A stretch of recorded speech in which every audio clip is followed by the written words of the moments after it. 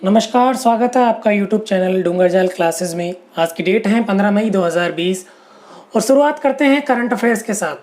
पहला आर्टिकल है भारत नेपाल सीमा विवाद के बारे में।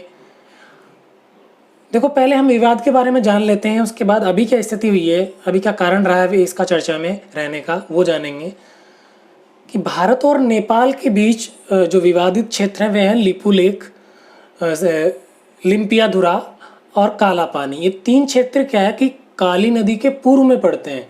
और जब 1816 में नेपाल और आंग्ल, मतलब ये जो नेपाल के महाराजा और ईस्ट इंडिया कंपनी के बीच जब युद्ध हुआ था, तो एक संधि साइन हुई थी, सुगौली की संधि। उसके अनुसार, संधि के अनुसार जो काली नदी है उसके पूर्व का जो भी भाग है वो नेपाल का हिस्सा था और उसके पश्चिम का भाग ब्रिटिश शासन का हिस्सा था।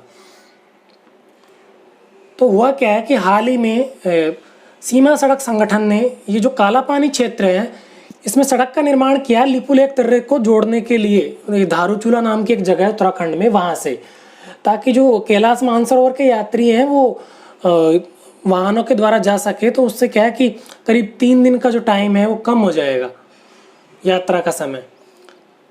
तो जो नेपाल है उसने इसका विरोध जताया कि ये हमारा भाग है, ये विवादित क्षेत्र है, आप इस पर सड़क का निर्माण नहीं कर सकते। और इसी कारण भारतीय जो एम्बेसी है नेपाल में उसके बाहर विरोध भी किया है कई लोगों ने, कई लोगों को गिरफ्तार कर लिया गया। इसीलिए हाल ही में चर्चा में रहे हैं क्षेत्र। तो लिपू लेक दर्रा है वो भारत का जो उत्तराखंड है उसको तिब्बत वाले भाग है चीन का, उससे जोड़ता है। अगला आर्टिकल है खादी विकास एवं ग्रामोद्योग आयोग के बारे में। जब भारतीय प्रधानमंत्री ने आत्मनिर्भर अभियान की घोषणा की तो उसके बाद ये चर्चा में है। उद्देश्य है इसका स्वदेशी को बढ़ावा देना 3 तरीके से। एक, रोजगार उपलब्ध करवाता है, बिक्री योग्य वस्तुओं का उत्पादन को प्रोत्साहित करता है, जो स्वदेशी उत्पाद है उनको बढ़ावा देता है। 3 तरीके से कार्य करता है। स्थापना अप्रैल 1957 में हुई थी। वैधानिक निकाय है, सांविधिक निकाय है। वैधानिक और सांविधिक एक ही होता है जो किसी एक्ट के थ्रू बना हो। तो खादी व ग्रामोद्योग आयोग अधिनियम 1956 के थ्रू ये बना है। मुख्यालय इसका मुंबई में है। 6 जनरल ऑफिस है, दिल्ली, भोपाल, बेंगलोर, कोलकाता, मुंबई और गुवाहाटी में। इम्पोर्टेंट फैक्ट क्या है, आयोग द्वारा 2008 से प्रधानमंत्री रोजगार सृजन योजना की शुरुआत की गई और उसका संचालन किया जा रहा है। इसी के तहत ये रोजगार उपलब्ध करवाता है। देखो, ज़्यादातर योजनाएं या तो कोई मंत्रालय जारी करता है या कोई आयोग, नीति आयोग वगैरह यही जारी करते हैं, लेकिन ये एकमात्र ऐसी योजना है जो खादी ग्रामोद्योग आयोग चला रहा है। तो इसलिए इम्पोर्टेंट है, कहीं आ जाता है तो ये थोड़ा सा अपवाद है। ग्लोबल एनर्जी ट्रांजिशन इंडेक्स 2020 जारी करता है विश्व आर्थिक मंच, वर्ल्ड इकोनॉमिक फोरम।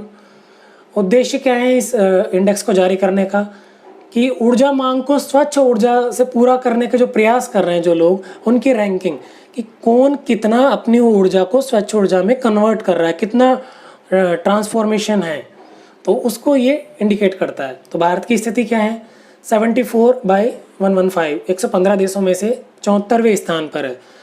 पूर्व में भारत 76वें स्थान पर था। इस बार भारत को 2 स्थानों का सुधार हुआ है। पहले स्थान पर स्वीडन है। भारत को जिन जिन क्षेत्र में सुधार हुआ है वे हैं आर्थिक वृद्धि, ऊर्जा सुरक्षा और पर्यावरण स्थिरता। विश्व आर्थिक मंच के बारे में हम जान लेते हैं। स्थापना हुई थी 1971 में। मुख्यालय है जेनेवा में, स्विट्जरलैंड में। ये एक स्वतंत्र संस्था है जो निजी और सार्वजनिक वैश्विक आर्थिक सहयोग स्थापित करने के लिए कार्य करती है। वैश्विक आर्थिक विषयों पर सामूहिक चर्चा करने के लिए प्रतिवर्ष एक बैठक आयोजित करती हैं। पिछले वर्ष 50वीं इसकी बैठक थी जो दावोस में हुई थी, स्विट्जरलैंड में।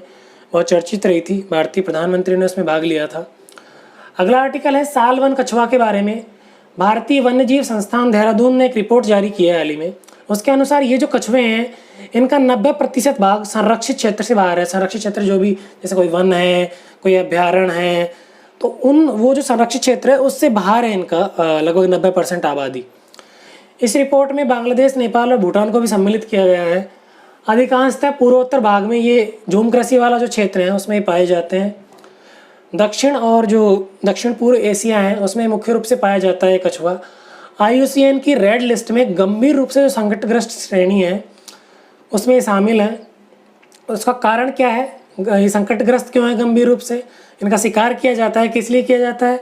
सजावटी मुखौटे बनाने के लिए और पारंपरिक औषधि के लिए। आज के जो करंट अफेयर्स हैं उनके आधार पर जो प्रश्न है वो देख लेते हैं। आज करंट अफेयर्स कम थी क्योंकि हमने एक बड़ा पार्ट जो है वो डिवाइडेशन का वो छोड़ा हुआ है अभी गवर्नमेंट के राहत पैकेज का। जब पूरा डिवाइडेशन आ जाएगा तो हम उसको एक साथ डिस्कस करेंगे।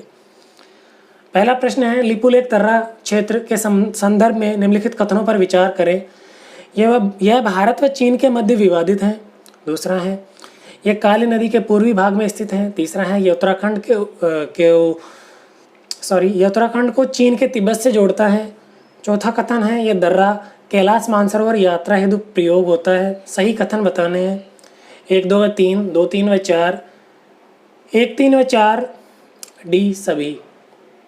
दूसरा प्रश्न है, ग्लोबल एनर्जी ट्रांजिशन इंडेक्स जारी किया जाता है UNDP, UNEP, WEF, IEA।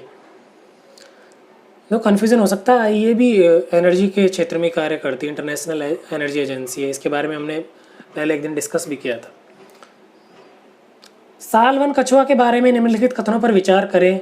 यह दक्षिण व दक्षिण पूर्व एशिया में पाया जाता है। दूसरा कथन है, यह IUCN की रेड लिस्ट में गंभीर रूप से संकटग्रस्त श्रेणी में शामिल है। सही कथन नहीं है, केवल 1, केवल 2, कोई नहीं, डी 1 व 2 दोनों। तो इन प्रश्नों के उत्तर आप कमेंट सेक्शन में दीजिए। कल जो भी करंट अफेयर्स होगी उसके नए वीडियो के साथ फिर मिलते हैं। नमस्कार।